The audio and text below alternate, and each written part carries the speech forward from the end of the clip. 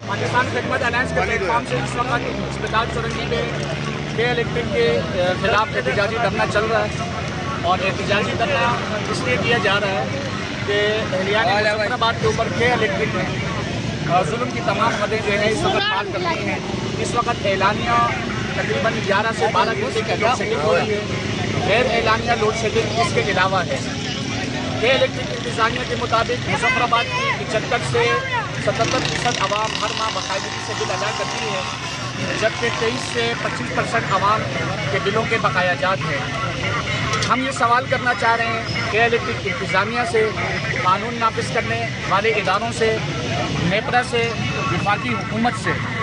کہ یہ کون سا قانون ہے یا یہ کون سے آئین کے اندر لکھا ہوا ہے کہ جو صارف ہر ماہ باقاعدگی سے بل ادا کر رہا ہے، اور جو لوگ بل ادا نہیں کر رہے ان کی سزا بل ادا کرنے والوں کو دی جائے۔ تو ہمارا یہ مطالبہ ہے، یہ 12 گھنٹے کی جو لوڈ شیڈنگ ہے اس کو پھر فوری طور پہ جو ہے الیکٹرک ختم کرے، غیر اعلانیہ لوڈ شیڈنگ کا مکمل طور پہ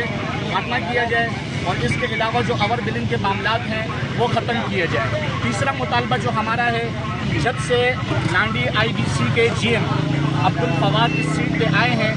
انہوں نے جو ہے اہلیان مظفر آباد سمیت اطراف کی یہاں کی جتنی یوسیاں ہیں، یوسی مسلم آباد، شیر پاؤں اور دیگر اس طریقے سے لال آباد، یہاں کے لوگوں کو انہوں نے ٹارگٹ کیا ہوا ہے، نشانہ بنایا ہوا ہے، باوجود اس کے کہ یہاں پر ریکوری جو ہے 80% تک ہے، اس کے باوجود جو ہے بدترین جو ہے لوڈ شیڈنگ کا عوام کو سامنا ہے۔ اور یہ ہمارا آج پہلا احتجاج ہے پاکستان خدمت الائنس کا۔ اگر کے الیکٹرک نے اپنا قبلہ درست نہ کیا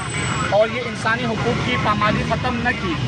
شہریوں کا جو ان کا بنیادی حق ہے ان کو نہ دیا، تو اس احتجاج کا دائرہ ہم بڑھائیں گے، اس کو وسیع کریں گے۔ لہٰذا ہماری انتظامیہ سے درخواست ہے، گزارش ہے کہ وہ کے الیکٹرک کی اس بربریت کا، اس جرم کا فوری طور پر نوٹس لیں، بدترین اعلانیہ اور اعلانیہ